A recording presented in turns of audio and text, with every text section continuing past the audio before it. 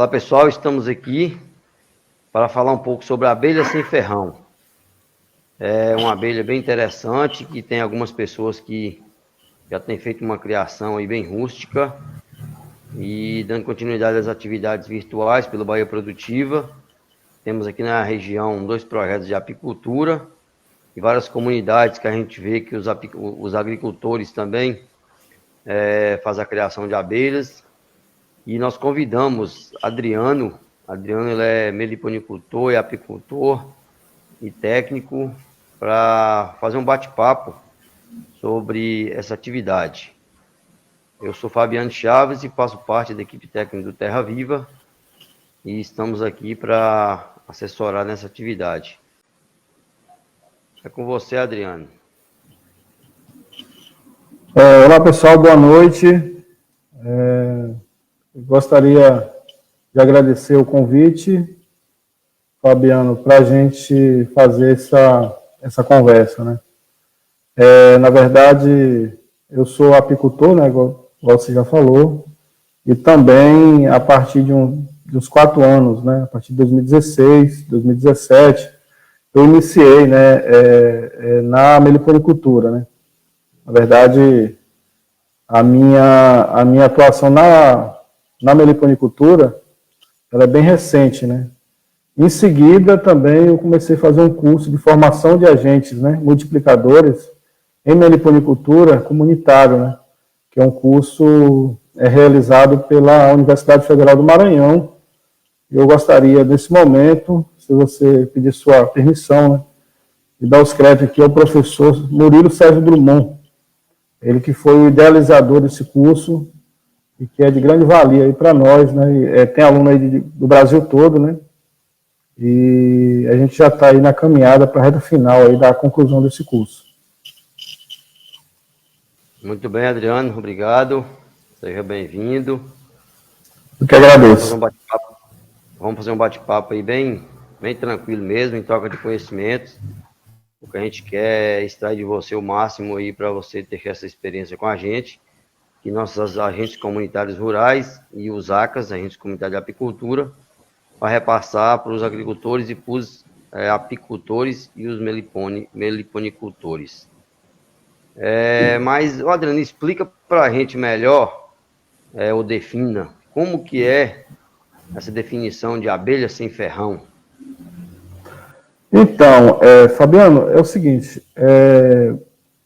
a abelha sem ferrão, né, é uma espécie que já existe há muito tempo aqui na nossa, digamos assim, na nossa América Latina, né? Então, antes dos portugueses, né, dos europeus, né, pisar aqui na América, né, os índios, né, os indígenas, né, as comunidades indígenas já criavam a abelha sem ferrão. Então, assim, a abelha Apis mellifera, né, que é do gênero Apis mellifera, ela foi introduzida, digamos assim, recente no nosso território, né, nosso continente aqui. E por volta aí de 1845 e 1880, né, pelos imigrantes alemães e italianos, né, que foi introduzida aí a espécie Apis mellifera no sul e no sudeste do Brasil, né. Eu acho que uma coisa interessante, que eu acho que é bom a gente compreender, quando a gente falamos em abelhas, geralmente a gente pensa em duas coisas. Geralmente a gente pensa numa coisa boa e uma coisa ruim, né? A coisa boa, que geralmente vem, né, na cabeça assim, da maioria das pessoas, é o mel, né? Então, assim, fala de abelha, a gente pensa no mel. A outra coisa, que é algo ruim, né, que é a ferroada, né? E aí que está o grande detalhe, né? E aí eu faço uma pergunta, né? Mas todas as abelhas ferroam, né? Então, na verdade, nem todas as abelhas ela ferroa, né? Ela tem aí seus grupos, né? Suas tribos, né? Que cada região, né? De cada continente, ela tem a sua distribuição geográfica, né? Falando assim um pouco bem teórico, né, que eu acredito que essa conversa nossa aqui ela vai ter essa parte, né, mais na área da teoria, a gente tem, na verdade, 4 grupos, né, de abelha. A gente chama esses grupos de abelha eusociais, né? O que é isso, né? O que é esse negócio, essa palavra, né? A gente tem um grupo que a gente chama de Euglossine, né? Esse grupo, na verdade, a gente inclui aquelas abelhas que a gente chama assim, abelha de orquídeas, né? Que são aquelas abelhas metálicas, né? Geralmente são abelhas que ela tem uma preferência exclusiva para uma determinada planta, né? Elas são as abelhas bem plateadas, verde, aí tem uma coloração bem diversa, né? Tem verde, ela meio azulada, meio avermelhada. Então, assim, ela é um grupo bastante grande, né? Aí tem outro grupo que a gente chama de Bonini, né? O que é isso, nessas palavras, né? São os grupos. São as abelhas que a gente chama aquelas abelhas mais primitivas, né? Mas são abelhas sociais, mas elas têm uma característica mais primitivas, né? E uma característica interessante dessas abelhas é que as rainhas, elas fundam seus próprios ninhos, né? Então, ela não precisa ter, por exemplo, formar uma colônia, né? Um grupo, né, de abelhas, né? Então, ela sai sozinha e funda seus ninhos e ali coloca seus ovos e ali vai nascendo sua geração, né? Seus filhotes, né? Um exemplo desse grupo de abelha, que ela é bastante comum, e assim, poucas pessoas conhecem, sabem, né, disso, são as abelhas mangangava, né, que é uma abelha muito usada aí na polinização de maracujá, né. Essa abelha, ela faz parte desse grupo, né, do Bonini. Aí tem outro grupo, né, mais 2 grupos interessantes, né. Então, eu falei aqui de um grupo, o primeiro grupo, né, que é a Euglossine, né, que são as abelhas que a gente chama de abelhas, as abelhas solitárias, né. A gente tem outro grupo, que é a abelha Bonini, que ela está mais nesse grupo aqui das abelhas mangangavas. E aí a gente tem outro grupo, né, que a gente tem a Apinine.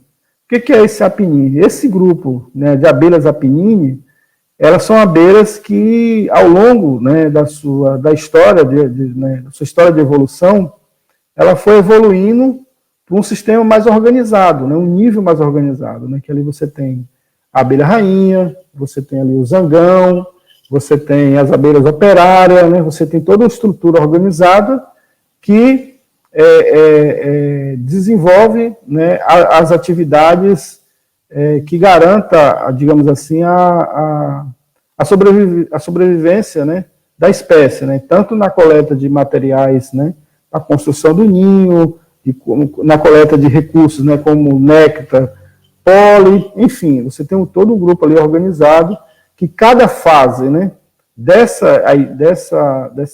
cada fase da vida, né, dessa espécie, ela exerce uma atividade exclusiva dentro da colônia, né.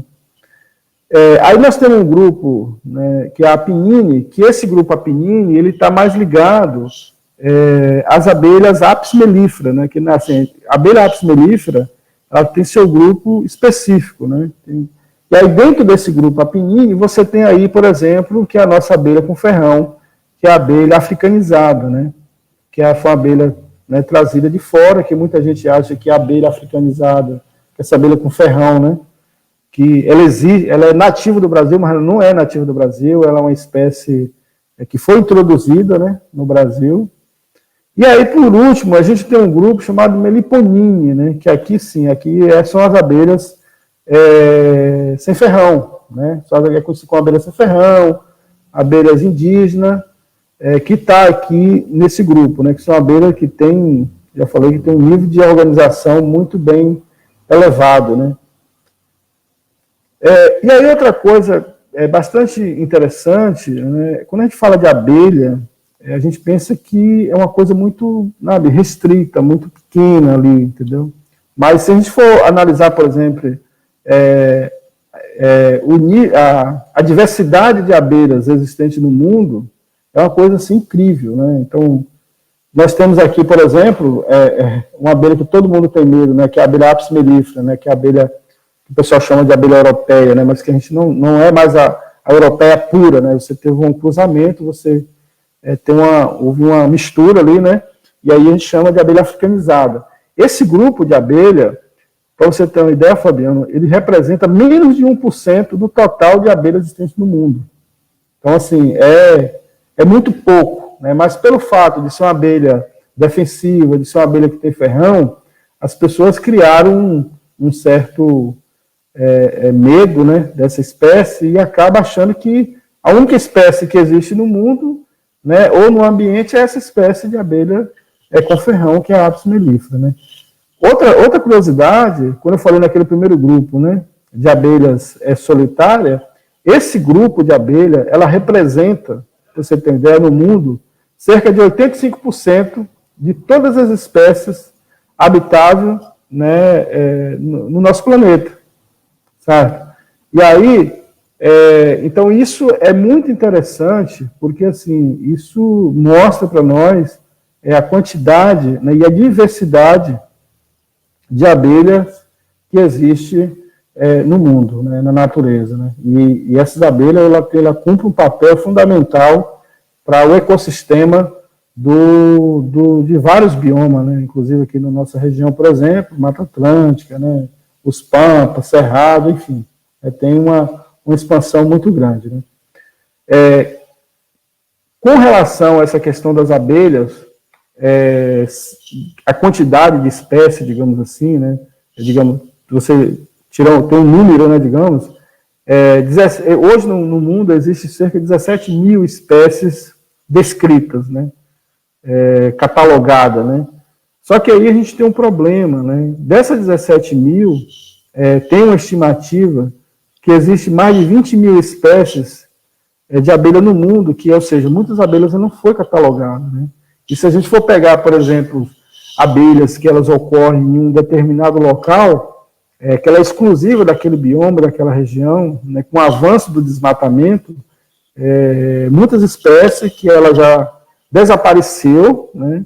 E sem que a gente percebeu que essa espécie ela existia naquele ambiente, né? Nem chegou a conhecer e muitas vezes nem sequer ela foi estudada, ela foi catalogada, né?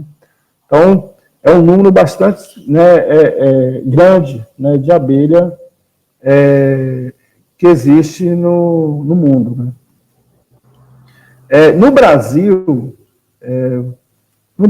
hoje, existe em torno de 1.600 espécies, né, uma estimativa, né, digamos assim, que de 1.600 espécies descritas, né, no nosso país, né, no Brasil. E assim, essas 1.600 descritas, isso não significa que ela tem diversos biomas, né, nossa federação, né, tanto na Mata Atlântica quanto no Cerrado, né, lá nos Pampa, aí você pega a Caatinga, você tem vários biomas, em todos os biomas brasileiros você vai se encontrar abelha sem ferrão, né? Lógico que a diferença é que são espécies diferentes, mas é da mesma categoria aí das abelhas sem ferrão. Muito bom. Então, uma diversidade bem grande aí, né, de abelhas sem ferrão. A gente pensa aí que tem poucas espécies, mas pelo que você coloca aí, é um número bem grande. A gente dá até para assustar, né? 1.600 espécies só no Brasil. E a gente isso descrita. Isso descrita, mas você vai pegar, você tem várias espécies aí que ainda não foi descrita, né? Ainda não foi estudada, nem sequer foi catalogada, né? Eu só queria fazer se você me permitir, eu só queria fazer uma observação, porque assim, quando você vai estudar uma espécie de abelha, é um processo longo, não é algo que você começa a estudar ela e daqui a pouco você já conclui o estudo, né? Então, assim, existem vários estudos no Brasil, mas, porém, ele inicia, mas você não consegue concluir. Porque você demora tempo, você demora 10, né, 15, 20 anos para você estudar uma espécie, né, catalogar, saber a questão biologicamente, né, fazer um estudo biológico detalhado, para você definir, né, que espécie é essa, para né, qual é o papel dela na natureza, né? Então, assim, você tem um processo demorado e a maioria dos estudos ele é inconclusivo, né? A gente não consegue fechar esses estudos. Sem falar nisso, é a falta de profissional específico, né, para essa área. Então, assim, o Brasil hoje tem uma diversidade, né, grande de espécies, mas a gente tem um problema ainda, falta de profissional para estudar, ter um interesse, né, pela a criação de abelha sem ferrão. Eu estou dizendo isso, mas, por outro lado, eu falo isso, mas, assim, aí no Brasil, se você for pegar em nível mundial, o Brasil ainda é um dos países que tem o maior estudo hoje com relação à abelha sem ferrão, né? A gente tem nossos problemas em si, mas ainda a gente tem um maior plantel assim, de espécie catalogada, estudada, né? Que está assim, existem vários meliponários, né, em diversas regiões do Brasil. Muito bom. Pois é, então, Adriano, como eu estava dizendo, essa diversidade que tem de abelha sem ferrão, nós estamos aqui na Mata Atlântica, por mais que seja devastada, mas temos bastante ainda fragmentos de Mata Atlântica bem preservada aqui no extremo sul. E quais são as espécies que a gente encontra aqui, principalmente aqui no extremo sul da Bahia, e aqui região mais próxima aqui da Bahia, Espírito Santo? E se o apicultor, o agricultor queriam iniciar uma criação, quais são as espécies mais indicadas para fazendo esse manejo e essa criação mais profissional? Então, hoje na Bahia existe uma diversidade bem considerada, sabe? Hoje, na Bahia, estima-se que existe cerca de mais de 50 espécies de abelhas nativas, né, sem ferrão aqui na Bahia, né? Então, assim, entre elas, por exemplo, você vai encontrar aqui a mandaçaia, né? A mandaçaia MQA, que é a Melipona quadrifaciata antidioides, né? Que é uma espécie linda, ela é uma abelha muito produtiva, tem um mel espetacular, né, de sabor, aroma, né, e é um mel bastante valorizado também no mercado. A gente tem a mandaguari amarela, né, que é uma escapotrigona também, do gênero, né, da escapotrigona. A gente tem a marmelada amarela, né. Então, assim, a gente tem uma diversidade bastante... A gente tem a borá aqui, nós temos a uruçu verdadeira, né, que é a Melipona scutelaris, né, são uma espécie bastante criada aqui, inclusive, no estado da Bahia, né, que ela ocorre naquela região de Tabunas, né, até Salvador, essa região ali, ela existe, né, tem ela, tem vários meliponicultores, inclusive, que cria ela ali nessa região. Você tem aqui, tem uma abelha interessante, que ela ocorre aqui, inclusive ocorre aqui na nossa região, que o pessoal conhecida popularmente como abelha caga-fogo, né, que é uma oxitrigona, né, tatália, né. Essa abelha, Fabiano, ela é uma abelha, a gente fala assim, que é uma abelha sem ferrão, né, mas quando você mexe com essa abelha, você captura essa abelha, ela solta um ácido, né, um ácido cáustico, né, então, tanto que para você criar essa abelha, você tem que usar o EPIs, né, tem que usar o macacão de apicultor, né, o macacão bom.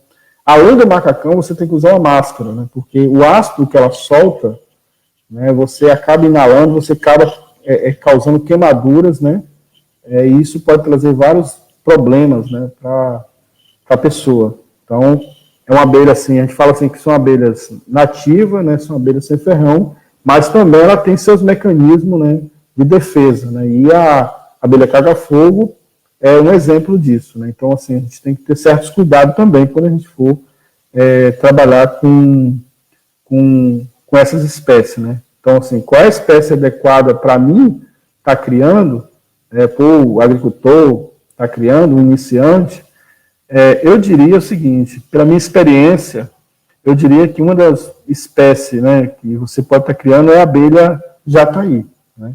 A abelha jataí é uma abelha que ela ocorre, né, em diversas regiões, né, em quase todos os estados da federação, e é uma abelha muito fácil, né, de você estar criando, você estar manejando. É uma abelha, né, que você pode criar ela em meliponário urbano, né, porque é uma abelha que se adapta muito bem ao ambiente, né, urbano. Então, assim, uma abelha que eu tenho ela, inclusive, para mim, um dos melhores mel, né, que até hoje, né, dos que eu já experimentei, assim, a abelha jataí, para mim, produz um dos melhores mel que tem. É uma abelha que eu sou apaixonado, né, é uma abelha muito linda, acho uma delicadeza incrível, né, formato do ninho, né, da estrutura, né, eu acho muito bacana a abelha jataí. E o mel é bastante valorizado, né. Outra curiosidade que eu acho interessante na abelha jataí, porque assim, ela tem uma característica, né, da maioria das plantas que ela visita para coletar néctar e pólen, ou algum recurso, ela tem alguns princípios ativos medicinais, né? Então, não é à toa que várias comunidades, né, sempre usam muito o mel da jataí como um produto medicinal, né? Então, ela tem essa característica, né, de visitar muitas plantas medicinais, né? Então, é uma abelha muito interessante, é uma abelha que, basicamente, eu gosto muito de estudar ela, né, e é uma abelha que eu tenho, assim, o maior número, assim, no meu meliponário, né?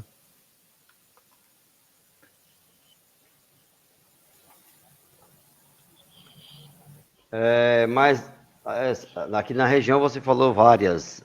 Então, o iniciante, o seu conselho é que ele inicie apenas pela abelha jataí Abelha jataí.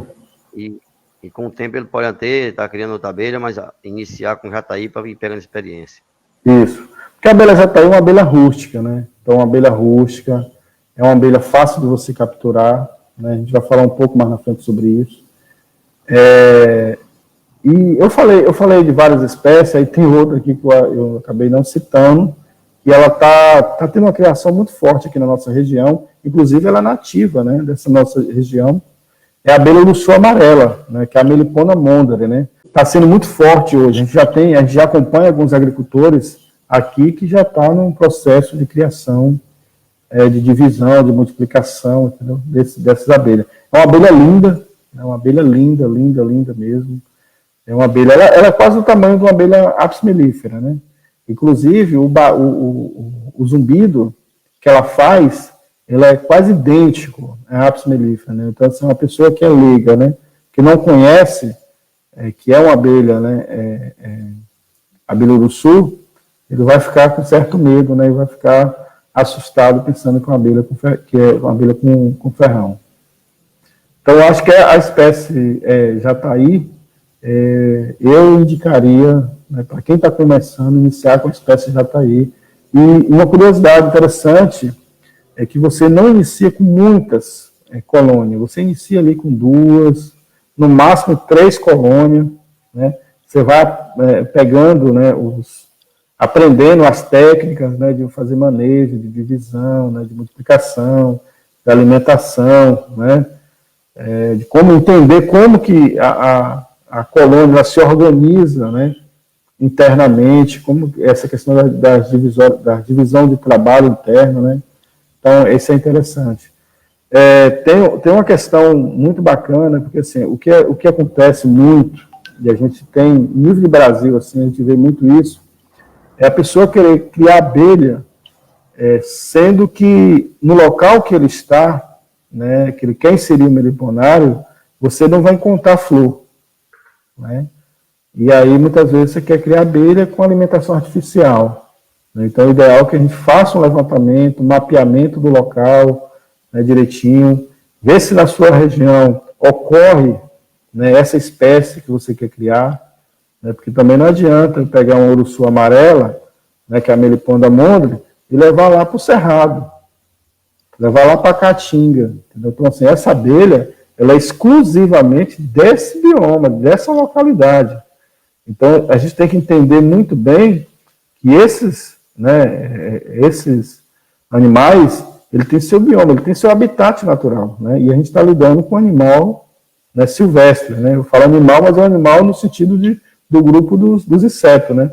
Então, assim, ele está ali nesse bioma, né? Então você não pode pegar essa espécie e levar para outro bioma, sendo que naquele outro bioma que você está levando, ele não é nativo, né, daquela região.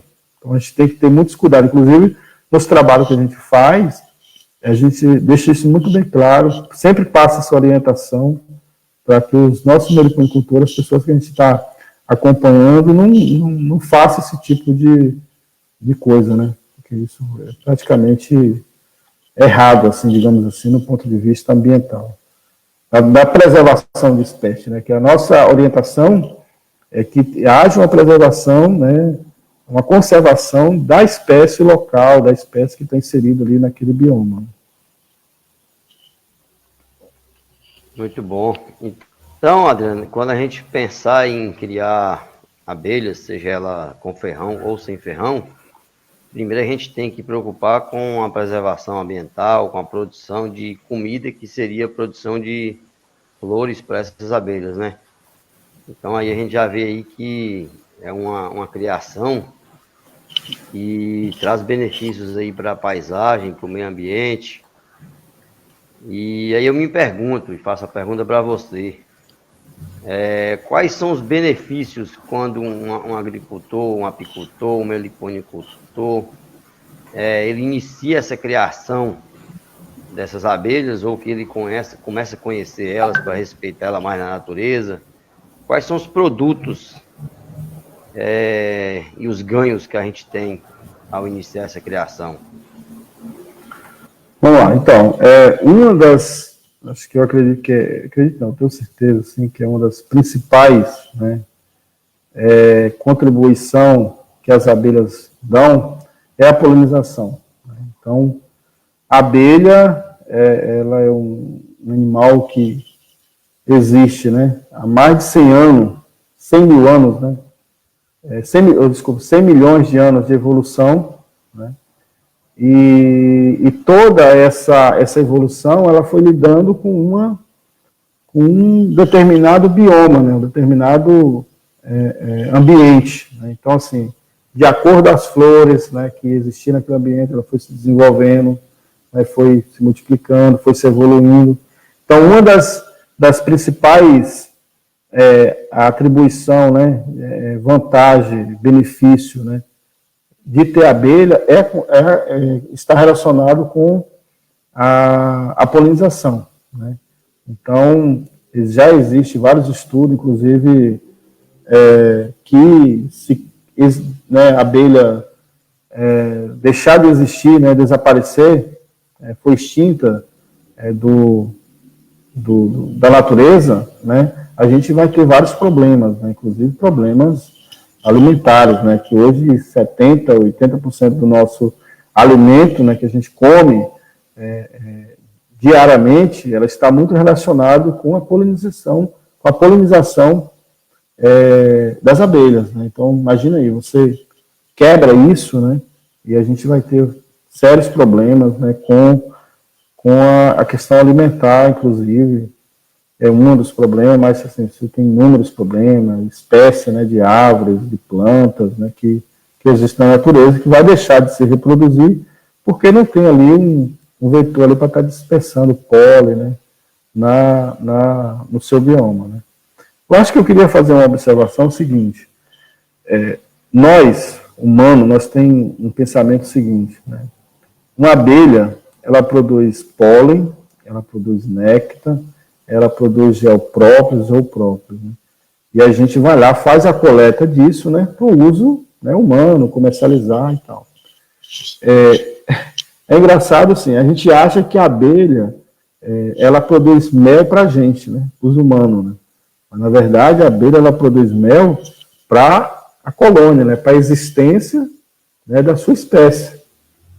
E aí a gente vai lá, faz essa extração nisso. Então, a gente também tem que ter essa consciência, né? O mel que a abelha produz é para quem?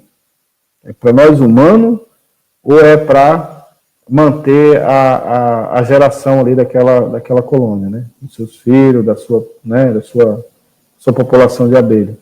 Então, quando você extrai, né, um mel, faz uma coleta de qualquer... Isso se aplica também na abelha apis mellifera também, não é só a abelha sem ferrão. Quando você faz essa extração, né, daquela produção, né, aquele mel que as abelhas armazenaram, depois você tem que estar fazendo alimentação de subsistência, né? Porque senão você vai ter problema com a mortalidade de abelha, ou até mesmo ela abandonar o ninho, né, e ir embora, né? Então a gente tem que ter esse cuidado também. No Brasil, existem vários produtores, inclusive produtores grandes, né? Inclusive isso acontece muito no sul do Brasil, né? Sudeste, sul do Brasil, que faz aluguel de colônias, né, para colocar em plantio de morango, por exemplo. Plantio de morango, plantio de melão, plantio de abóbora, entendeu? E as abelhas sem ferrão são as abelhas muito eficientes na polinização, tá? Então, assim, é incrível. Eu só quero te dar um exemplo aqui. Por exemplo, uma das espécies, né, que é ótima para fazer polinização de cupuaçu, inclusive na nossa região, que eu acredito que são as únicas espécies que é capaz de fazer essa polinização, é a abelha jataí e a abelha mirim droriana, né? Porque elas são bem pequenininhas, né?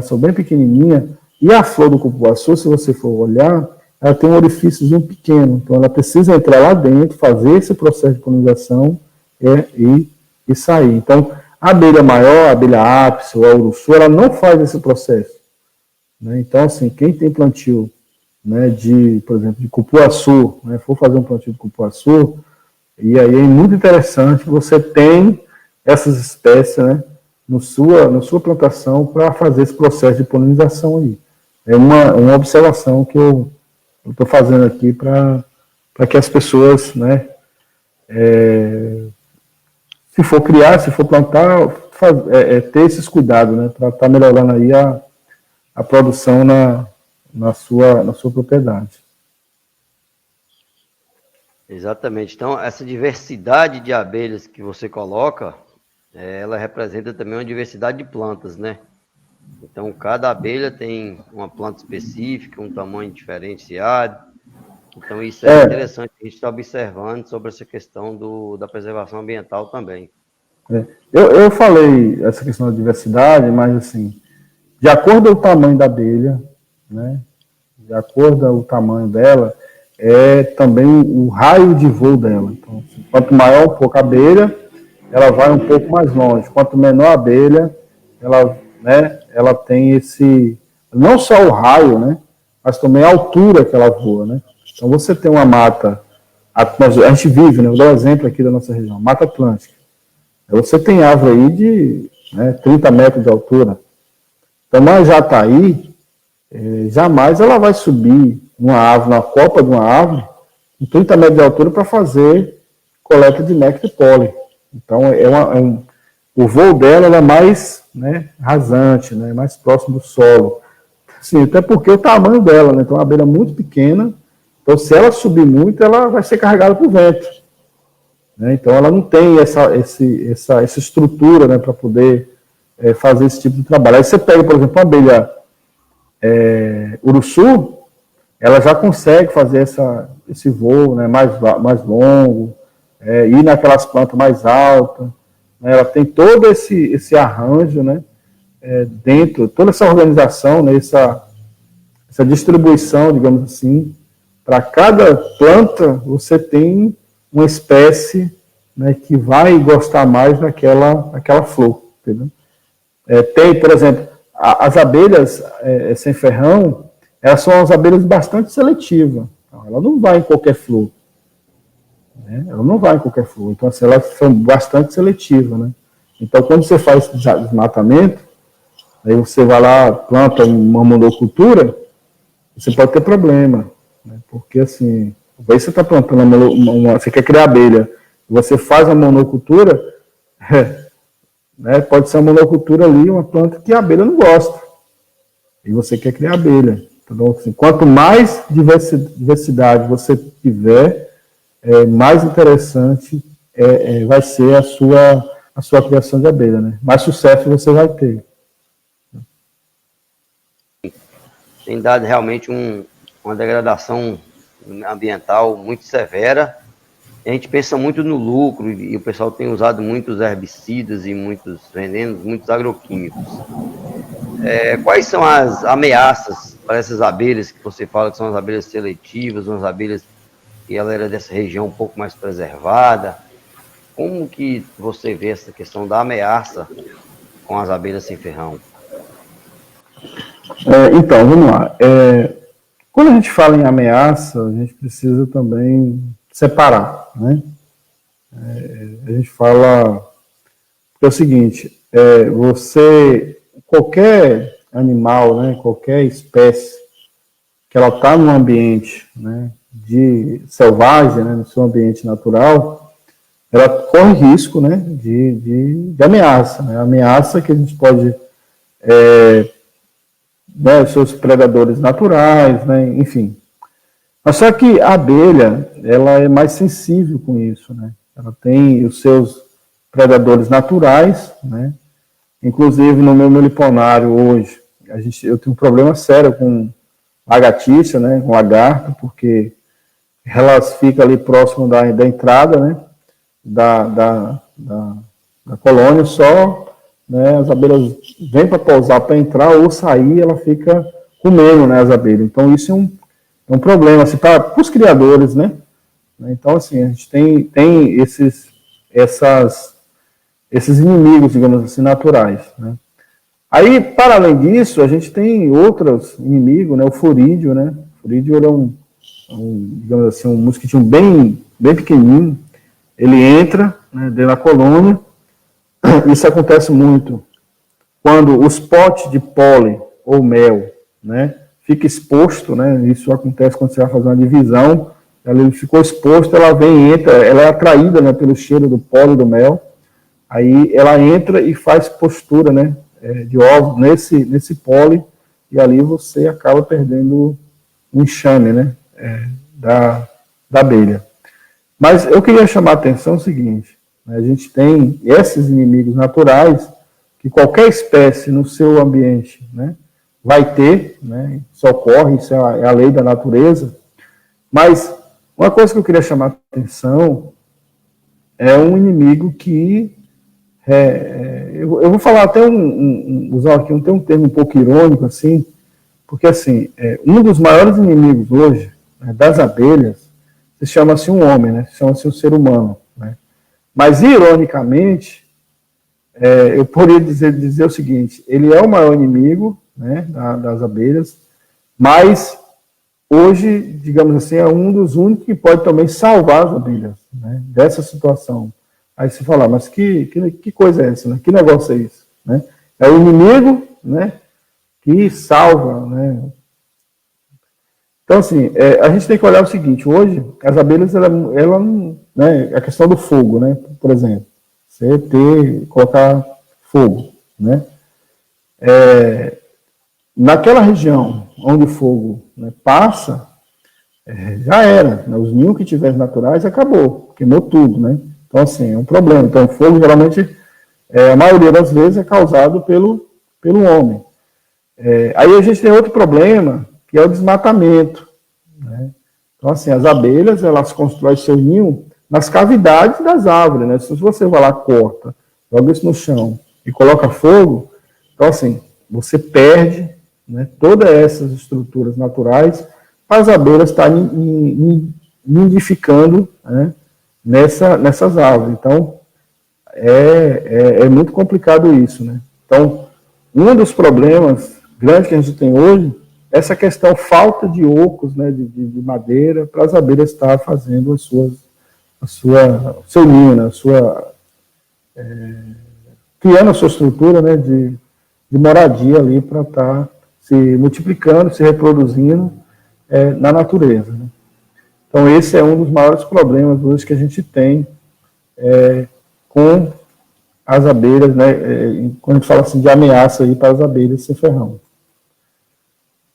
É interessante, assim, antigamente, a gente via muito, né, alguns locais a gente vê isso ainda também. É aquela figura, né, que a gente chama assim, a figura do meleiro, né? O que é um meleiro? Né? É o sujeito, né, o sujeito no sentido, né, da pessoa, vai lá no mato, né, você tem uma abelha, né, numa árvore, inclusive, muitas vezes até numa árvore verde, né, o cara vai lá, mete o motosserra ou o machado, derruba essa árvore, tira o enxame, né, ele pega o mel que está ali, muitas vezes, e deixa lá o enxame lá, né, morrendo lá, mata o enxame, na verdade é o cara que vai lá só extrair o mel e de qualquer jeito, né, sem nenhum processo de, digamos assim, de higiênico, de aproveitamento, e mata o enxame praticamente e deixa lá. Isso é um grande problema que a gente tem hoje, né. É uma pessoa que mais contribui com a extinção das espécies do que com a proteção das espécies. Então, o nosso trabalho ele é mais na orientação de preservação das espécies nativas locais. Então, assim, a gente sempre trabalha isso com esse objetivo, né? Porque, assim, você preservar as espécies, né? Educar o agricultor ou meliponicultor a importância dessas espécies para a natureza e, consequentemente, para a sua família, né, que de qualquer forma ele vai estar sendo beneficiado com mel, com pólen, né, com os produtos, né. Aquela figura, né, do meleiro, né, que ia lá, cortava a árvore, né, tirava o mel e deixava o enxame lá, né, morrendo, mas tinha outras figuras também que cortavam e faziam o cortiço, né. O que é cortiço? Você tirava, né, o pessoal antigamente, os indígenas, inclusive, usava muito isso, né? Porque não tinha uma caixa padrão para você estar ali criando um racional. Tal. Tirava o cortiço e colocava, né, na área, né, no quintal, e ali por ano ali ia colhendo mel, né? Mas uma coisa assim bem rústica, né? Bem rústica.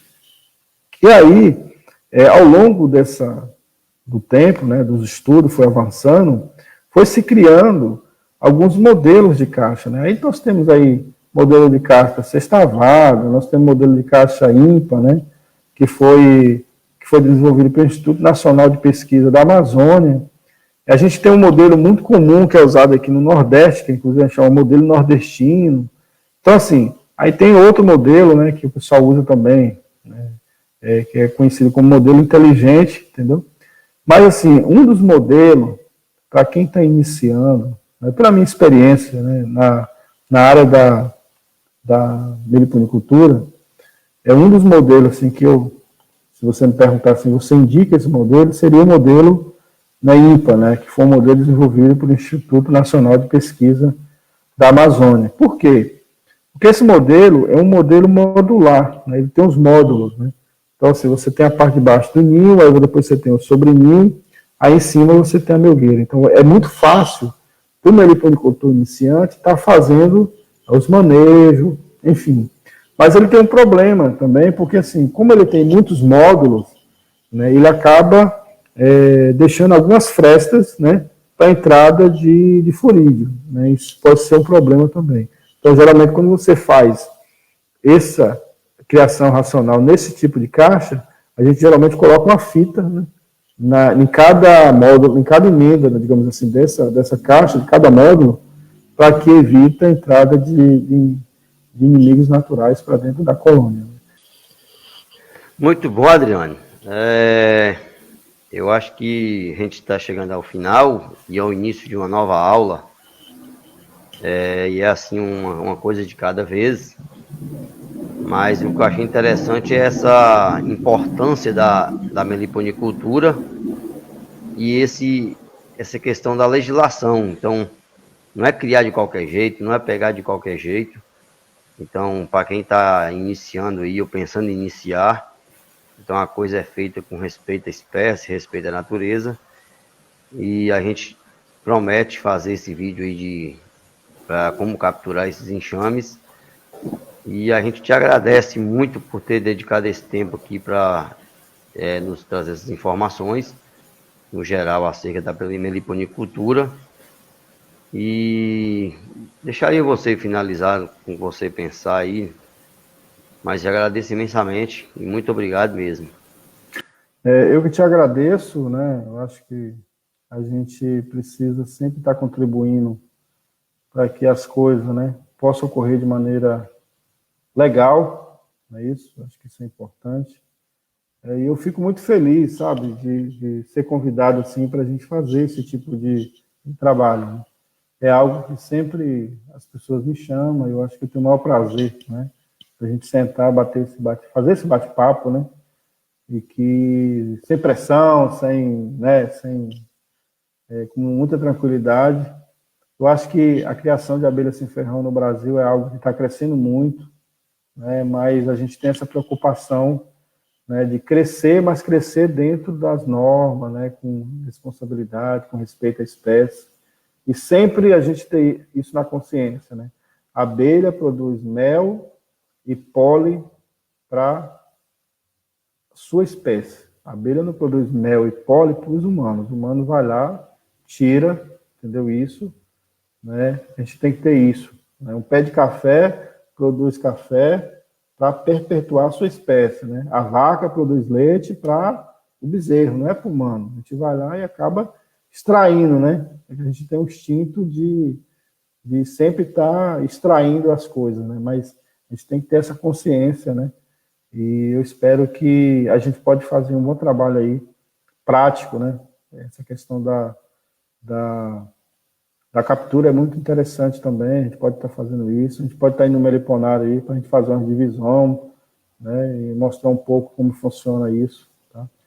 E aí, com certeza, a gente vai fazer aí uma boa oficina aí, beleza? Grande abraço para você, obrigado aí por tudo. Valeu mesmo.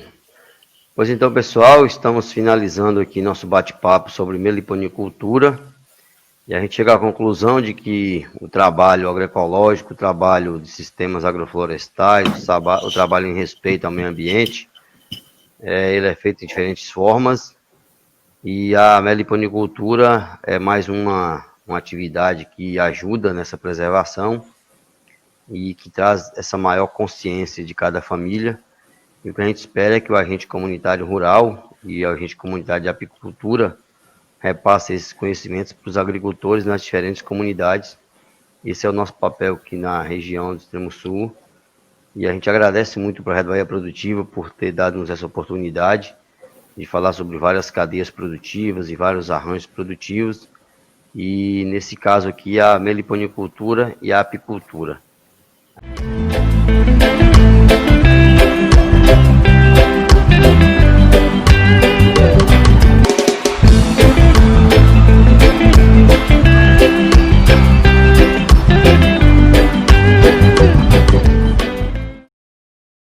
Até à distância é uma adaptação das atividades de assistência técnica e extensão rural do Bahia Produtiva, projeto do Governo do Estado da Bahia, por meio da Secretaria de Desenvolvimento Rural do Estado da Bahia, executado pela CAR, Companhia de Desenvolvimento e Ação Regional, com recursos provenientes de acordo de empréstimo com o Banco Mundial.